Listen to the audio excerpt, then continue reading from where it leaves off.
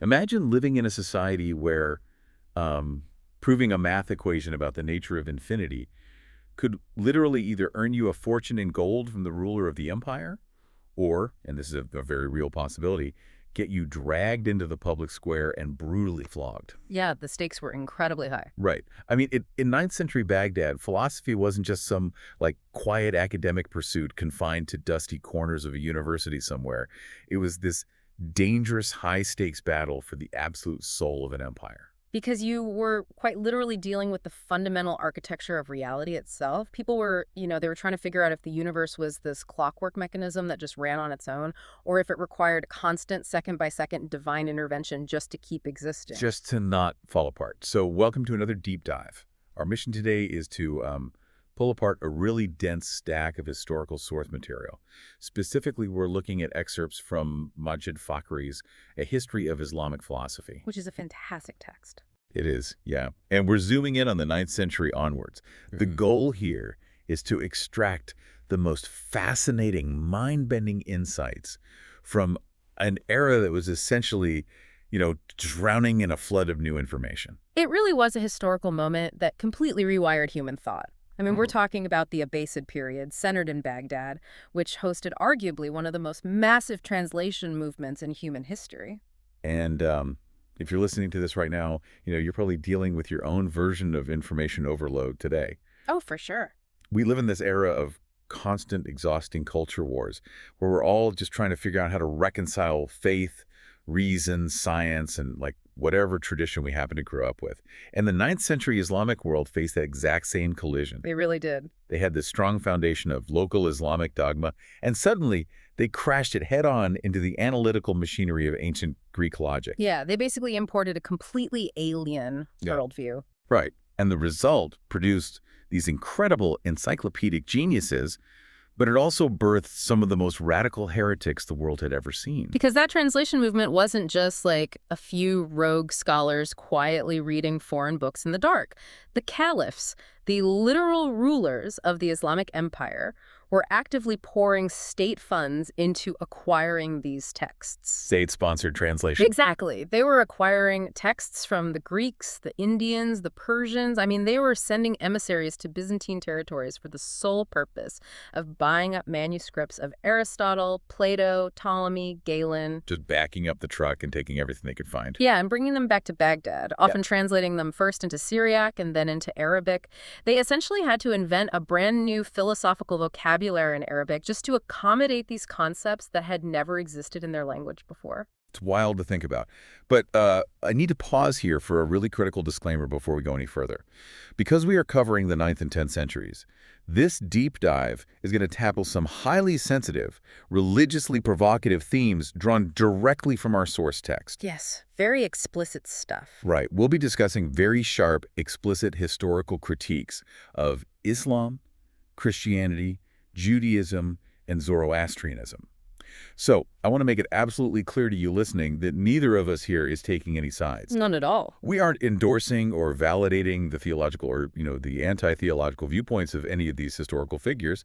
Our job is strictly to impartially report the philosophical arguments that are contained purely within this source material. Just to help you understand the intellectual boiling point of the time. Exactly. We're just the messengers here. And that intellectual history is vital to look at objectively. We're observing how human beings, when they are presented with completely new disruptive data, how they tried to reason through the ultimate questions of existence. Okay, so let's visualize the environment for a second.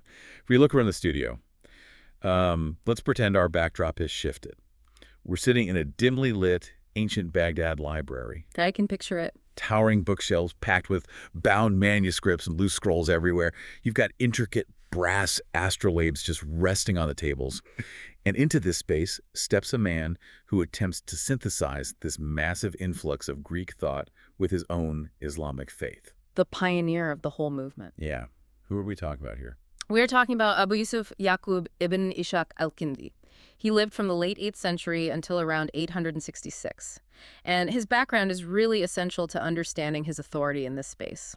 Al-Kindi was a scion of the great South Arabian tribe of Kinda. And being ethnically Arab was that was a major distinction in this specific intellectual circle, right? Absolutely. It was huge because the vast majority of the scholars, the translators, and the bureaucrats who were driving this intellectual movement were Persian, or they were from other newly integrated territories in the empire. They had a very long pre-Islamic tradition of statecraft and administration, but al-Kindi was from an aristocratic Arab bloodline. His tribe even produced the famous pre-Islamic itinerant prince poet Imrul Qais. Oh, wow. So he's got serious cultural capital. Exactly. So al-Kindi is unanimously hailed as the first Arab philosopher, both ethnically and culturally.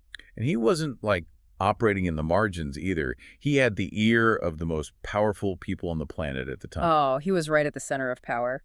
He enjoyed the direct patronage of three successive Abbasid caliphs. That's al-Mamun, al-Mutasim, and al-Wathiq. And these caliphs were heavily aligned with a theological movement called the Mutazilites. The Mutazilites. Okay, what was their whole deal? They were a faction that championed rationalism. They believed that human reason was a completely valid tool to understand divine justice and divine unity.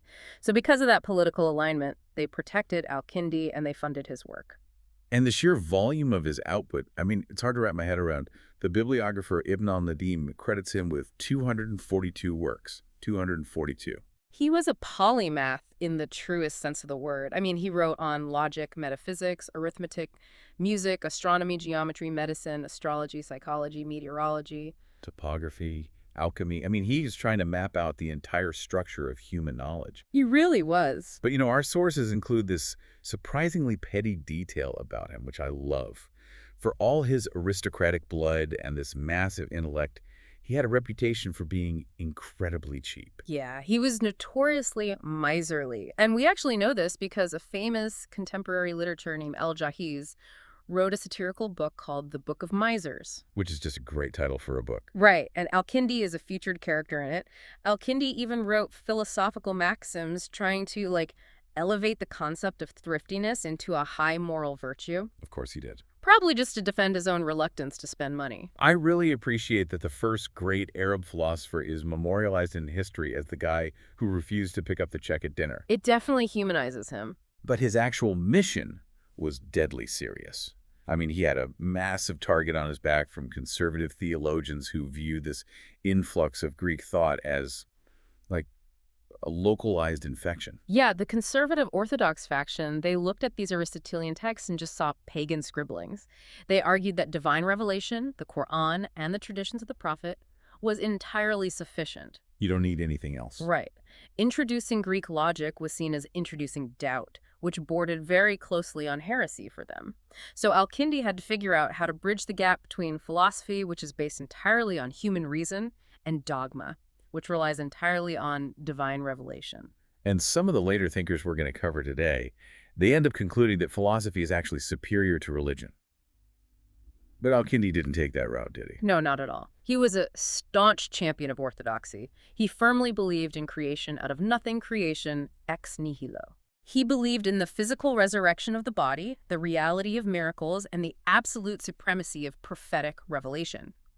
His brilliant move was attempting to defend all of those traditional dogmatic beliefs using the rigorous analytical framework of Greek logic. Okay, let's unpack this for a second. He's basically, he's reverse engineering an alien technology he found in his garage, and he's using those new tools to reinforce the walls of his own house. That is a perfect way to look at it. In his major treatise, which is called First Philosophy, which he actually wrote for the Caliph al-Mutasim, he explicitly defines philosophy as, quote, the knowledge of the realities of things according to human capacity. So acknowledging human limits. Yes. And he argues that to understand metaphysics, you have to understand causes. To truly know a thing, you have to know its material, its form, what caused it to move, and its final purpose. Which is pulling directly from Aristotle, the four causes. Directly from Aristotle. But I see the political danger there immediately. I mean, if you legitimize the tools of ancient Greeks, you're implicitly suggesting that these pagans had a grasp on divine truth. How did he justify borrowing from non-Muslims to his critics? He actually wrote a really profound defense of foreign knowledge. He argued that anyone seeking the truth must be deeply grateful to those who have imparted even a small measure of it.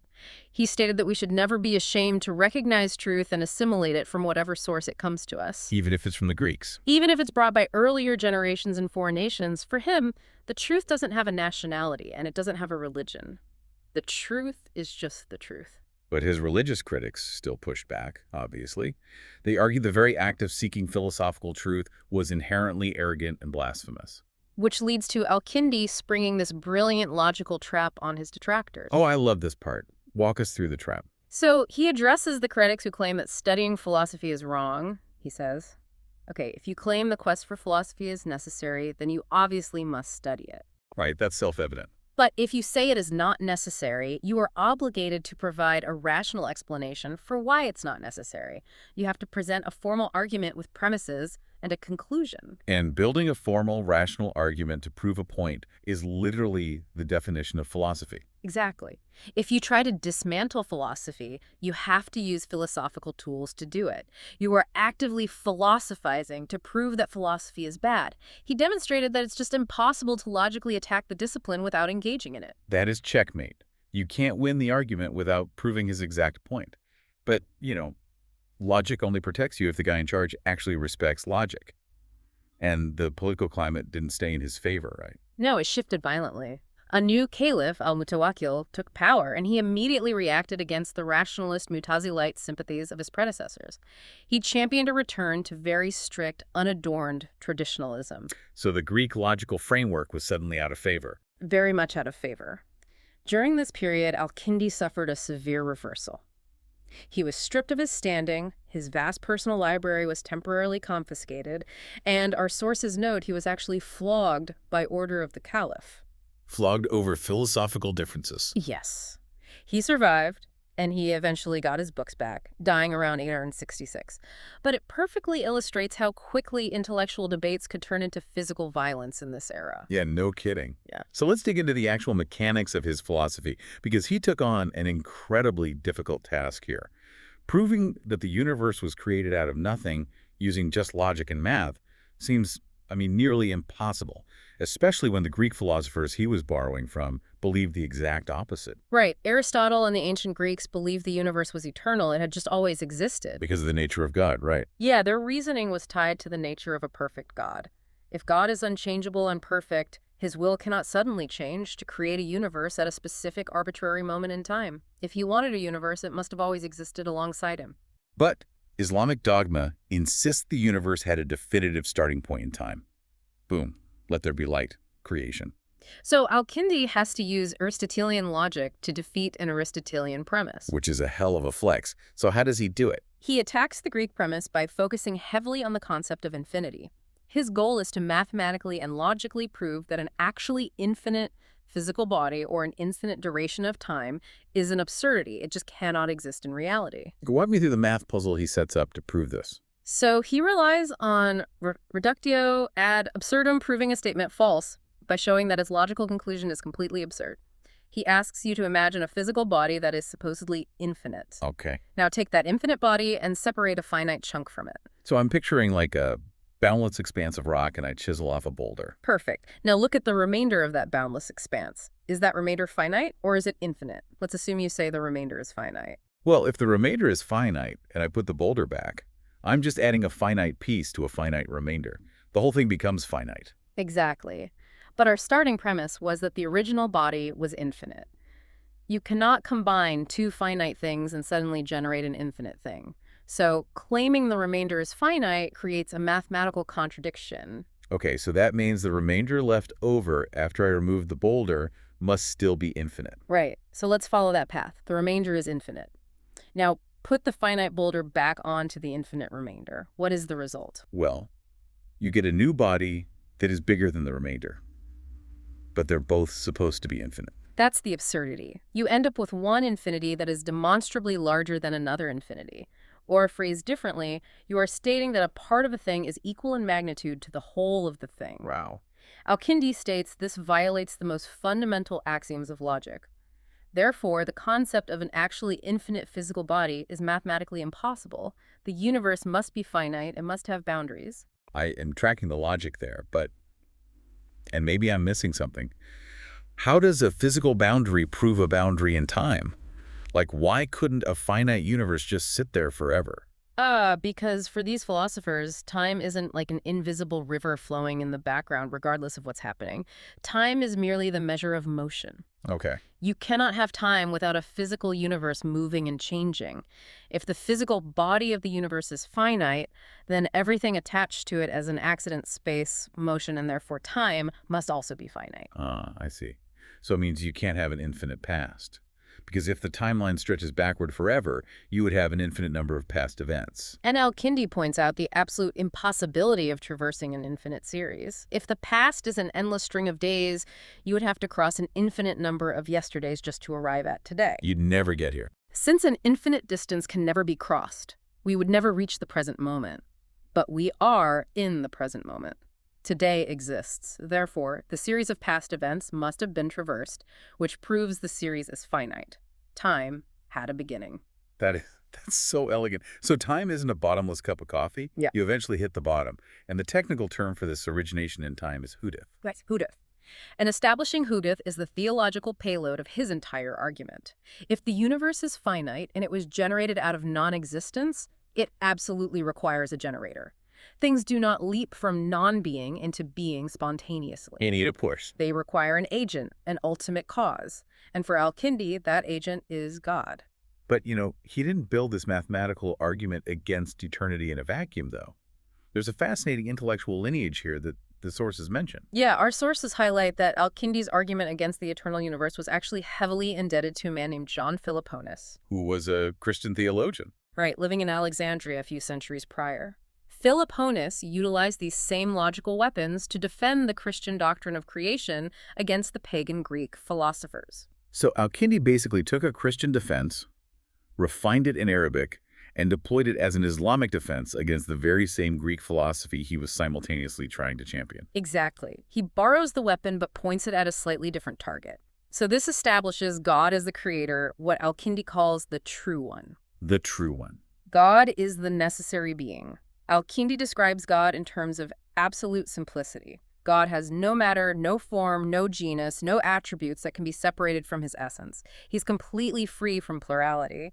And because God creates ex nihilo out of absolute nothingness, God is the only primary real agent in existence. Okay, but if God is the only real agent, what does that make me? I mean, if I choose to build a house or plant a garden, I feel like an active agent. Well, in al-Kindi's framework, you are an agent only in a figurative or secondary sense. You are receiving the impact of God's sovereign action, and you're just acting as a conduit. True agency, bringing something into being from absolute non-being, belongs exclusively to the true one. This raises a massive practical problem, though. If God is the sole primary cause, but he's totally simple and detached from the physical world, how does anything actually get done on Earth day to day? Because God isn't micromanaging the weather patterns or deciding when a specific flower blooms, right? There has to be a mechanical system governing things. And al-Kindi entirely agreed with that. He believed in what's called secondary causality. He observed that there is a strict causal chain governing nature. The immediate proximate causes of generation and corruption, meaning life, growth, and decay on Earth, are the heavenly bodies. The stars, the sun, the moon. Yes. And he takes a very observational, almost scientific approach initially. He argues that the sun's specific distance from the Earth dictates the climate, which dictates where life can flourish. Right, which makes sense. He points out that the polar regions are barren because the sun is too distant, and the equatorial regions are scorched because it's too intense. The temperate zones exist because the sun's influence is perfectly balanced. Similarly, the moon regulates the moisture and rain. If the moon's orbit were altered, the seasonal cycles required for vegetation would just collapse. That part tracks perfectly with basic astronomical observation. You can see the logic. But then he takes a philosophical leap that completely breaks away from modern science. He argues these celestial bodies aren't just rocks or balls of gas. No, he argues that the heavenly bodies are alive. They are animate beings that possess vast intelligence, and they literally possess the physical senses of sight and hearing. Here's where it gets really interesting.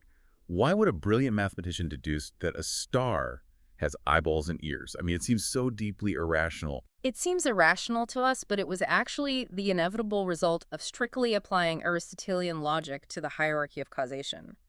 The deduction works like this. First, we accept the philosophical axiom that nature does nothing in vain. every feature of a living thing has a necessary purpose. Okay, so a bird has wings because it needs to fly.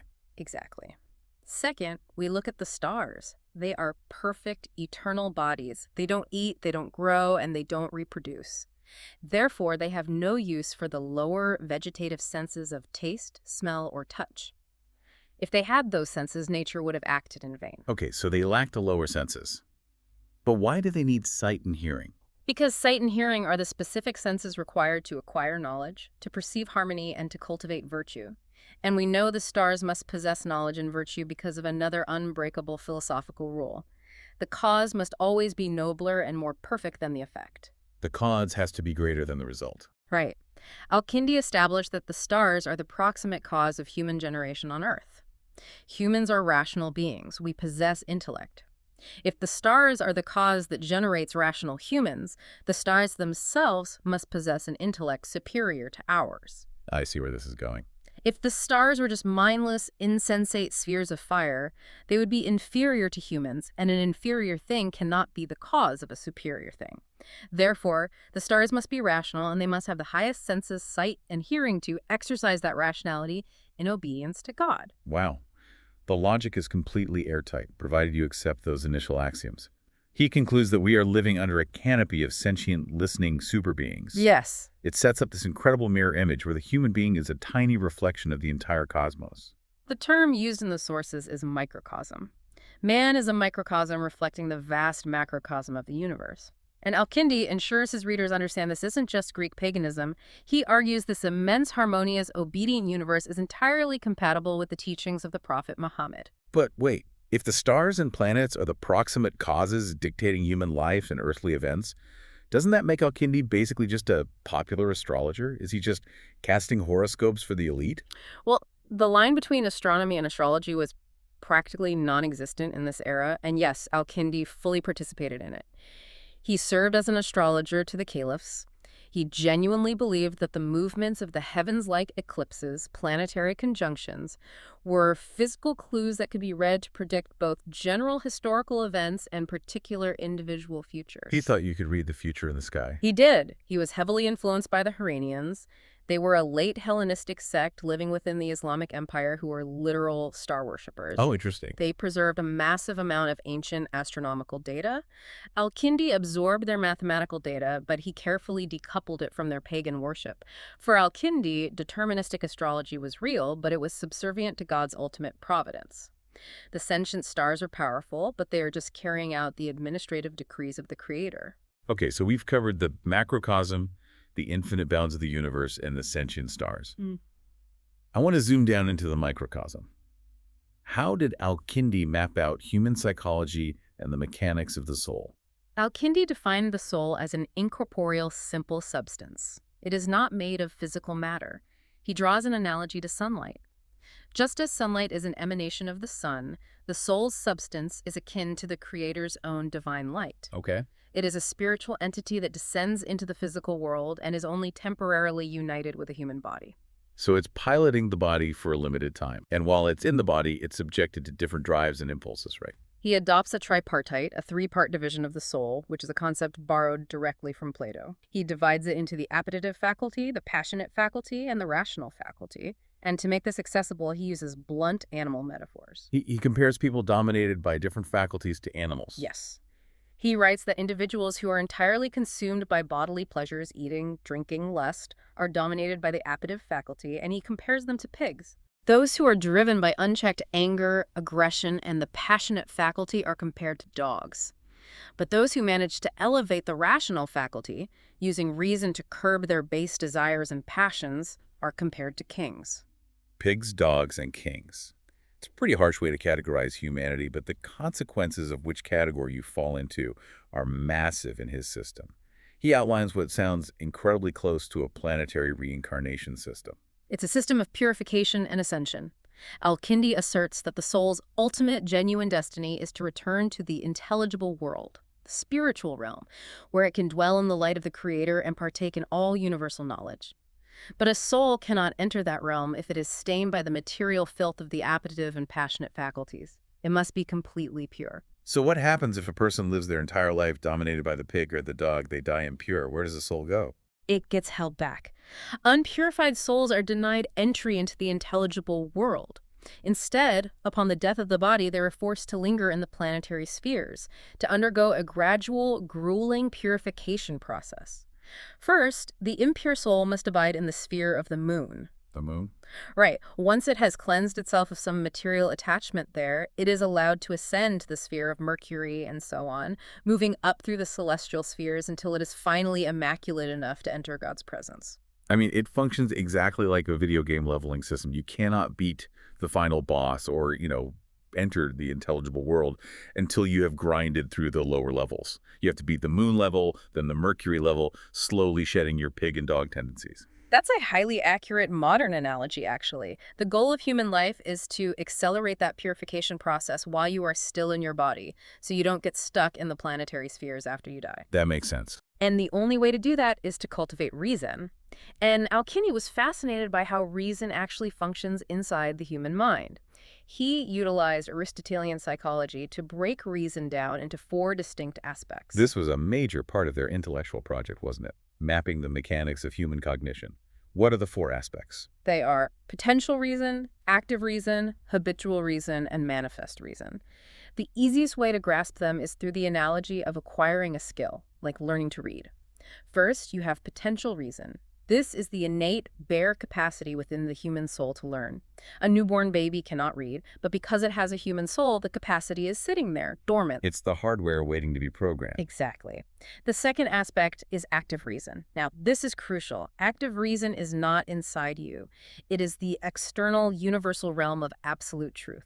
It is the objective reality of the universe, the eternal rules of logic and form. When your soul connects with that external truth, your potential is activated. You download the software from the universe. Yes. Once you have acquired that knowledge, once you have learned how to read, you now possess habitual reason.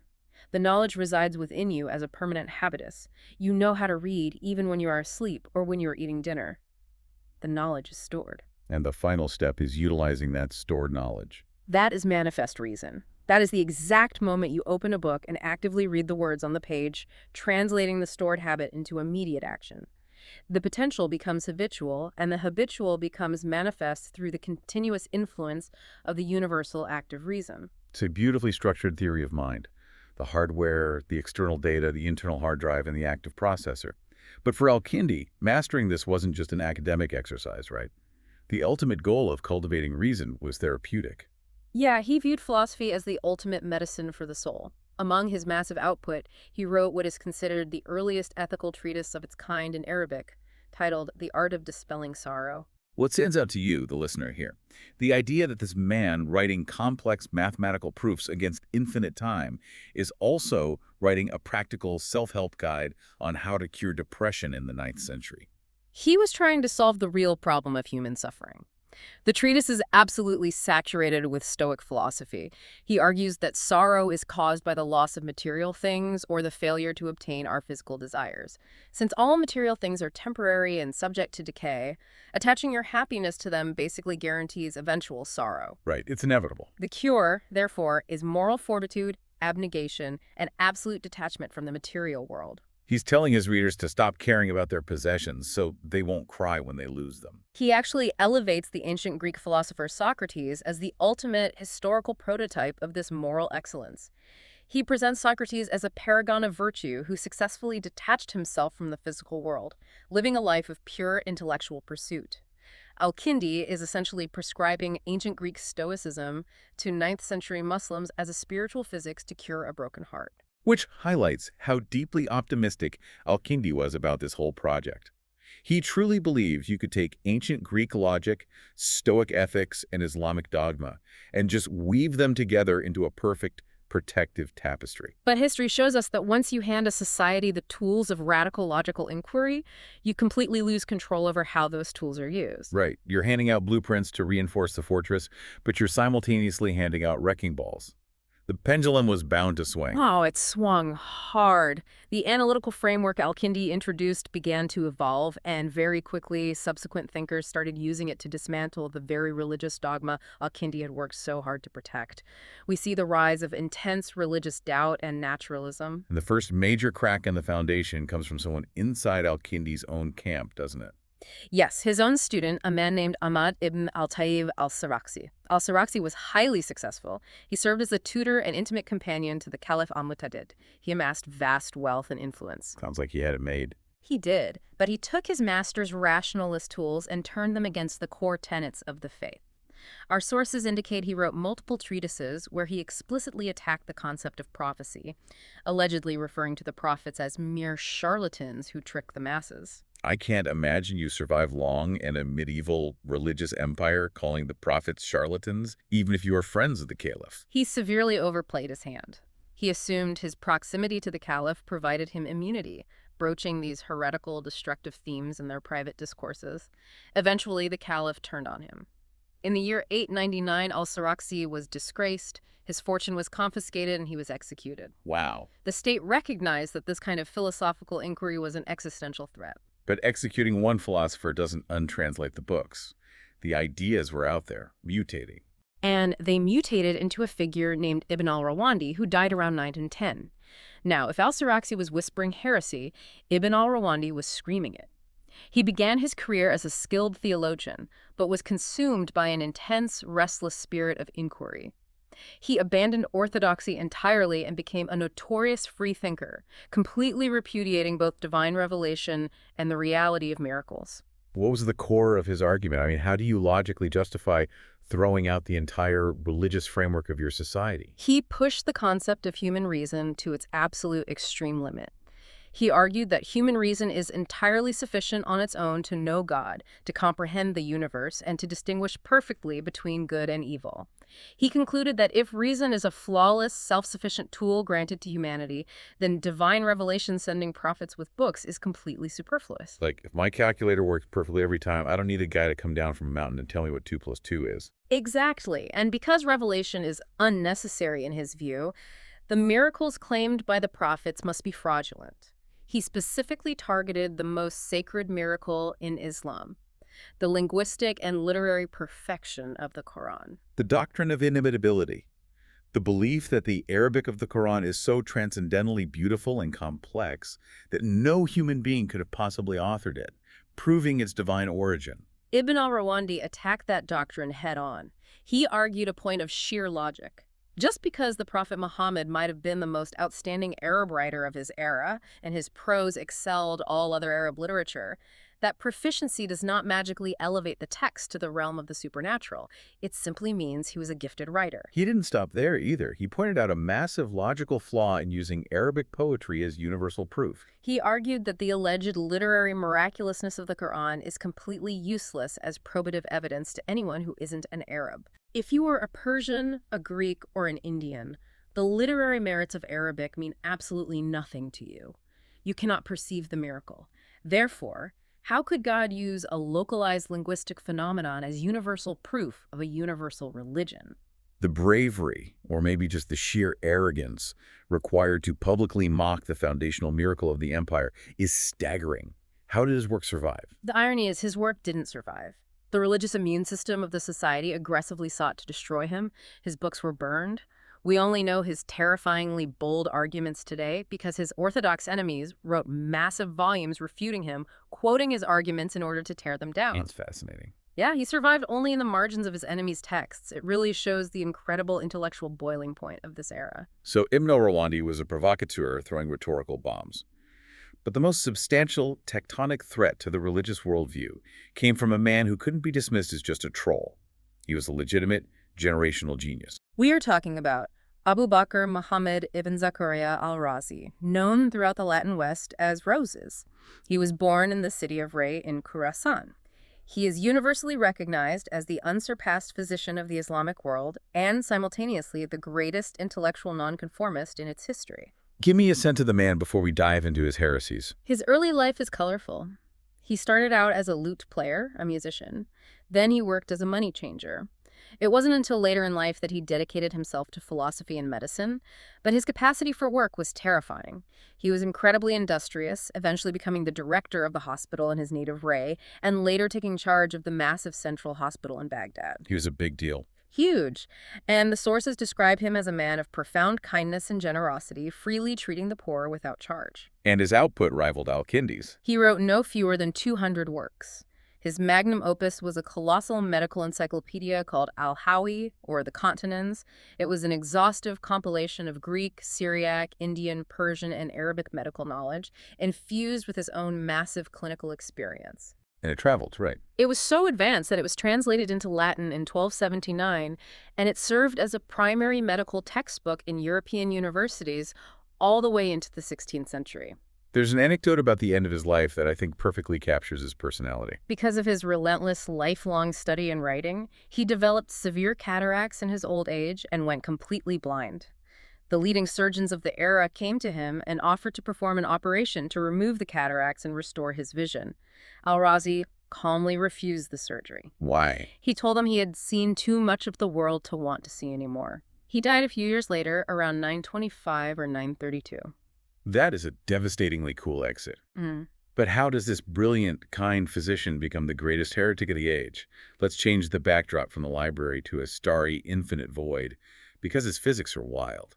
Because al-Razi didn't just disagree with the Islamic theologians, he completely rejected Aristotle. Almost every philosopher we've discussed used Aristotle as their baseline. Al-Razi threw Aristotle out, particularly his physics. Okay, so Aristotle argued that a vacuum, a true empty void, was impossible in nature. Every space had to be filled with some kind of element or ether. Al-Razi rejected that completely. He adopted the atomic theory of the ancient Greek philosopher Democritus. Al-Razi argued that the universe consists of two fundamental things: atoms and the void. Atoms are tiny, indivisible, eternal particles of matter, and they exist within an infinite, empty vacuum. So what does this all mean? He's essentially describing the foundational principles of modern atomic theory in the 10th century. Atoms moving through a vacuum space. He argued that the physical qualities of any object you see, whether a rock is heavy and hard or a piece of wood is light and soft, are not determined by mysterious Aristotelian forms, but simply by the density or sparsity of the atoms and the magnitude of the empty void separating them. It's a shift from qualitative physics to quantitative physics. It's about density and mass, not mystical elemental properties. He also changed how they viewed gravity and motion, right? Aristotle believed things moved based on their nature-fire desires to go up to the heavens, earth desires to fall down to the center. Al-Razi argued that motion is an essential property of the atomic body itself. All atoms have an intrinsic, natural impulse to fall downward toward the center of the world. Okay, this is fascinating scientific intuition. But why did this physical theory make the religious authorities so furious? How did it bleed into his theology? Because if the universe is just a massive collection of atoms bumping into each other in an infinite void governed by intrinsic weight and density, you have created a purely mechanistic universe. It runs on its own physics. It completely removes the need for a God who constantly intervenes to sustain creation. Exactly. His atomic physics shattered the orthodox doctrine of creation. The theologians relied on a universe that required God's constant active participation. Al-Razi's universe didn't. This led him to formulate a cosmological system that made him universally despised as an infidel by both the Orthodox Sunni factions and the heterodox Ismaili sects. He outlined a system of eternity that deeply demoted the concept of God. He proposed the existence of 5 co-eternal principles. These are 5 distinct entities that have existed forever, completely uncreated. They are the creator, whom he often referred to using the Platonic term, the demiurgus, the soul, matter, space, and time. If matter, space, and time have existed for all eternity alongside God, then God did not create them. He absolutely rejected al-Kindi's defense of creation ex nihilo. Al-Razi argued that if God possessed the power to simply conjure reality out of nothing, he would have done so instantaneously for everything, because creating out of nothing is the simplest, most flawless mode of production. Right. The fact that the universe is complex, messy, and requires physical processes implies that God was working with pre-existing materials. God isn't a magician conjuring the universe. He's a cosmic architect trying to build a house out of eternal clay that you didn't create. The term demiurge literally means craftsman or builder. And al-Razi had to get very specific about the nature of space and time to make this work. He distinguished between particular space and time and absolute space and time. What's the difference? Particular space and time are the finite things we interact with. The space taken up by a hospital bed or the time it takes for the sun to rise and set. Those are measurable and limited. But absolute space is the infinite, boundless void, entirely independent of the objects floating within it. And absolute time is eternal, endless duration, which flows infinitely regardless of whether planets are moving to measure it. These absolutes have existed eternally alongside God. So you have God the soul, matter, absolute space, and absolute time all existing in eternity before the universe was formed. How does the physical universe actually begin in this framework? What triggers it? Al-Razi offers a wildly mythic, deeply Platonic origin story. It's essentially a cosmic tragedy. He explains that the eternal soul was inherently impetuous and foolish. It looked down upon formless matter and became deeply infatuated with it. The soul developed an intense desire to unite with matter to experience bodily, physical pleasures. The spiritual soul wanted to feel what it was like to be physical. Yes, but matter is inert and stubborn. It resisted the soul's clumsy attempts to mold it and give it form. So the soul was suffering, unable to satisfy its lust for the physical.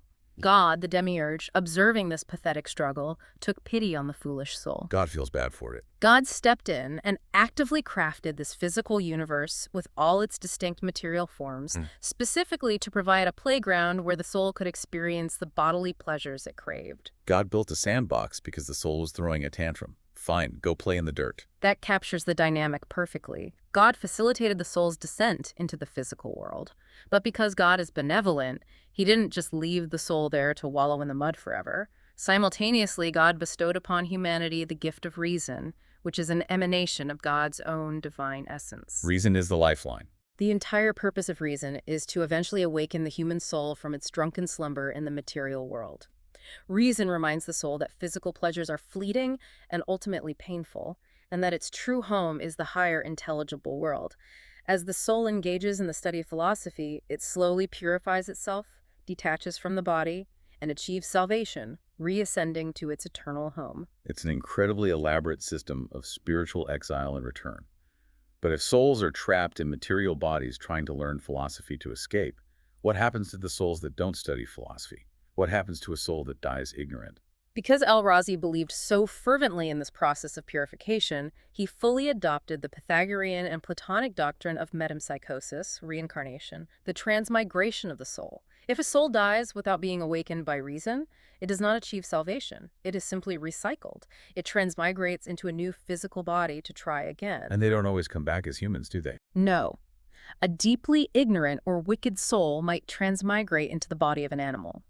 This created a profound moral dilemma for al-Razi, who, as a physician, was highly sensitive to the suffering of all living creatures. If animals might contain the trapped souls of human beings, how could you possibly justify eating meat or slaughtering livestock?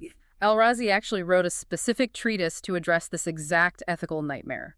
He argued that it is justifiable to kill wild carnivorous animals because they pose a physical threat to the rational functioning of human society. But what about domestic animals? Sheep, cows, chickens? Right. How does he rationalize the butcher shop? He constructs one of the most bizarre ethical arguments in the history of philosophy. He argues that slaughtering a domestic animal is not a cruelty, but an act of cosmic mercy. By slaughtering the animal, you are destroying its inferior physical vessel, which liberates the trapped soul from its bondage. Wait, really? Yes, you are freeing that soul, giving it the opportunity to transmigrate into a superior body in its next cycle, specifically a human body, where it will finally have the capacity to study philosophy, awaken its reason, and achieve ultimate salvation. It's like a bizarre spiritual recycling program. I'm trying to process the mental gymnastics required for that. He is arguing that eating a sheep is doing the sheep a spiritual favor, because next time around it might be born as a philosopher. It justifies violence as liberation. It is intensely radical, and this entire philosophical structure, the five eternals, the foolish soul, reincarnation, led him to his final, most dangerous conclusion.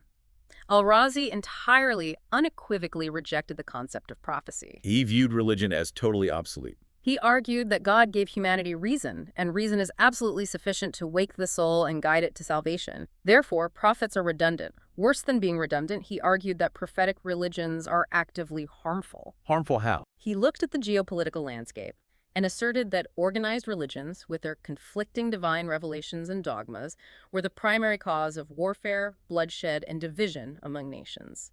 He viewed philosophy as a unifying, peaceful pursuit, and religion as an obnoxious engine of violence. It's no wonder his books were burned and he was labeled the greatest heretic in Islamic history. He wasn't just debating minor points of scripture. He was dismantling the concept of a singular, omnipotent creator and replacing it with an atomic, reincarnating universe. But he wasn't an isolated anomaly. The intellectual dam had broken. Al-Razi's philosophical rebellion found a massive, resonant parallel in the broader culture, particularly in the literary and poetic world of the 10th and 11th centuries.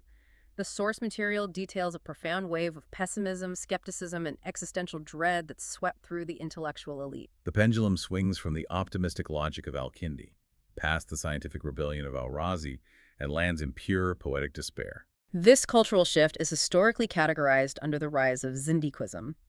A Zindiq was a term used for a heretic or a freethinker.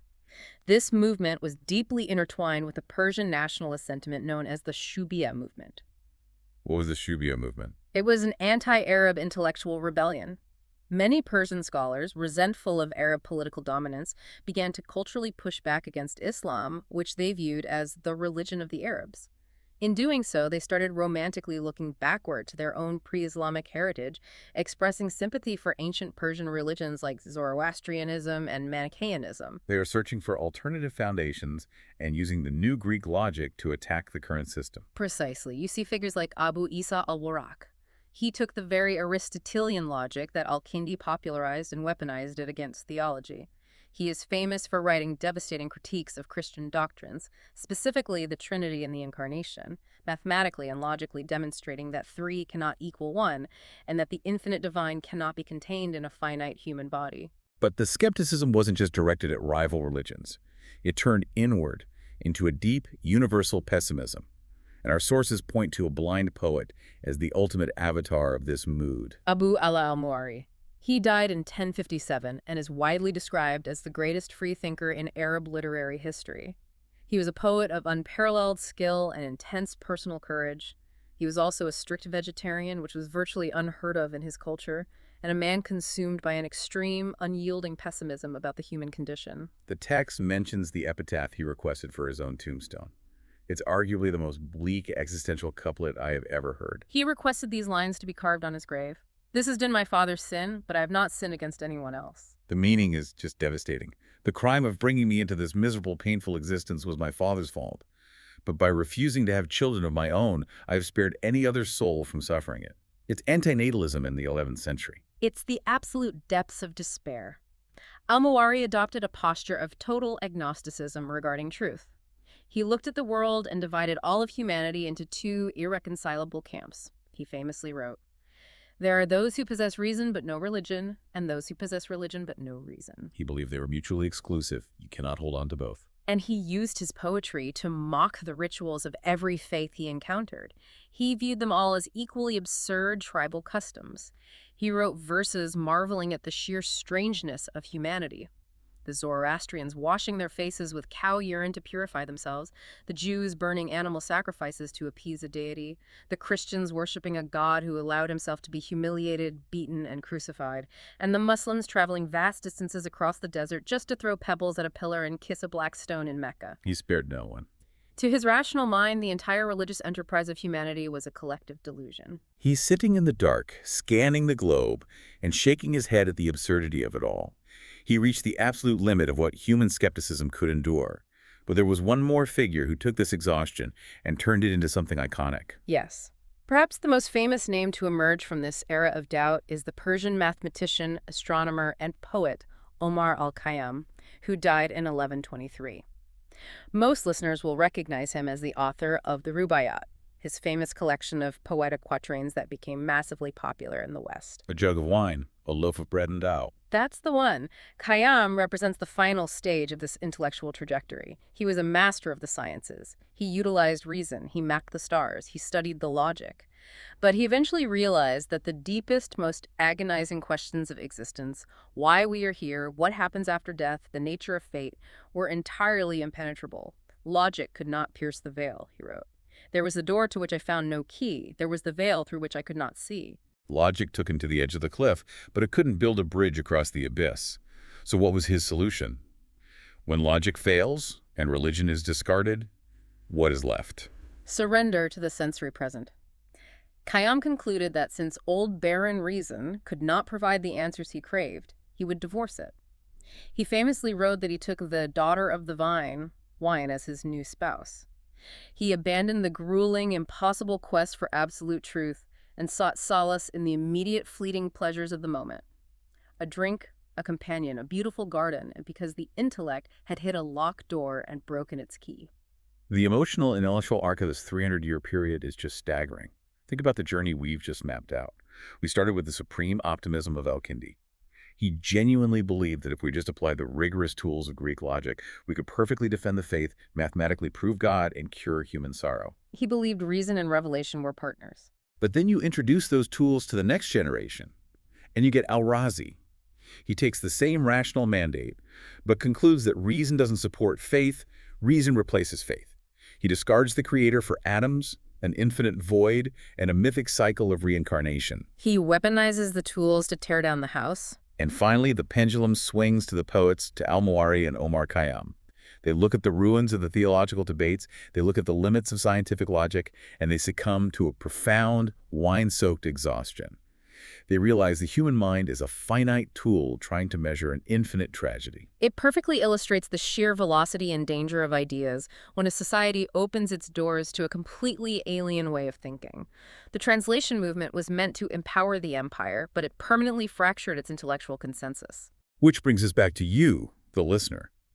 As I said at the beginning, this isn't just medieval history, it's a mirror. We are living through our own translation movement right now. The internet, artificial intelligence, the constant bombardment of global perspectives. We are experiencing an unprecedented collision of information. We are all trying to figure out how to balance the traditions that anchor us with the overwhelming waves of new data crashing onto our shores. We are all trying to decide what to do with the glass and titanium being dropped on our foundations. The challenge remains identical. Do we forcefully reject the new information to protect our comfort? Do we let it completely destroy our foundations? Or do we attempt the grueling work of synthesizing something new? I want to leave you with a final, slightly provocative thought to mull over. It builds on everything we've discussed today. Al-Kindi left us with that beautiful, noble mandate. Nothing should be dearer to the seeker after truth than truth itself. We love that quote. We put it on university crests. But what happens when the truth you painstakingly uncover using your own reason completely and fundamentally alienates you from your society, your culture, and the people you love? The pursuit of truth is inherently isolating. Are we all, as al-Razi suggested, just trapped souls desperately using our intellect to try and wake up from a reality we don't belong in? Or are we destined, like Omar Khayyam, to push our minds to the absolute limit, only to realize that we will inevitably hit a locked door, and the only rational response left is to pour a drink in the dark? Keep questioning your sources, keep examining the blueprints of your own beliefs, and we will see you on the next deep dive.